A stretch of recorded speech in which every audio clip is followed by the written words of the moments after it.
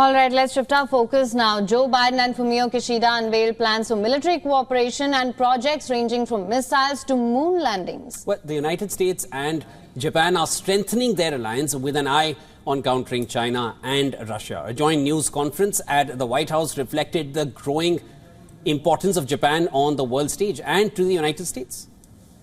Now, the two leaders weighed in on Gaza and Israel, Ukraine and Russia, North Korea and other world flashpoints. The United States and its allies, including Japan, have been bolstering their militaries to counter what they see as a growing threat from China in the South China Sea and East China Sea. They're going all out to deter any attempt to seize Taiwan, a self-ruled island that Beijing considers its own. Kishida said that the two leaders discussed tense relations between Taiwan and China.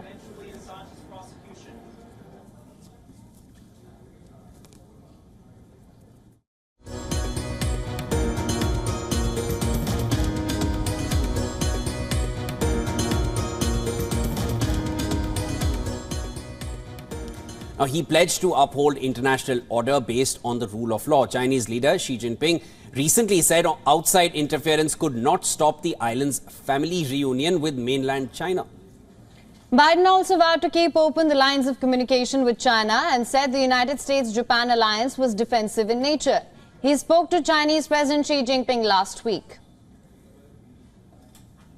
In our alliance we have with Japan is a purely defensive in nature.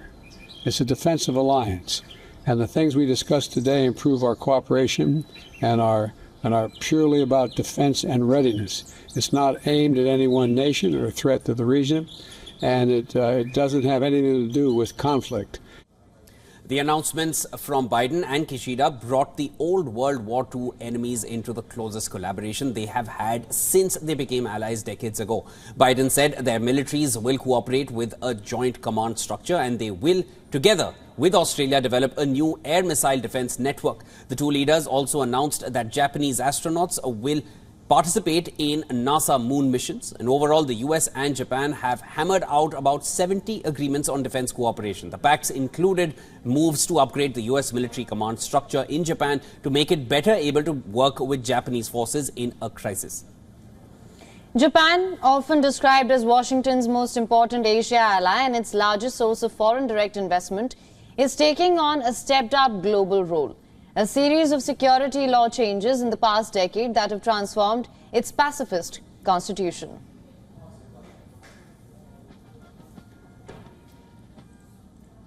Now, for more on this, our correspondent Susan Tehrani elucidates on the significance of this upgrade in the US-Japan alliance in the Indo-Pacific. Let's listen to this. Well, both sides hope that this upgraded alliance is a significant step towards countering China's aggressive actions in the region.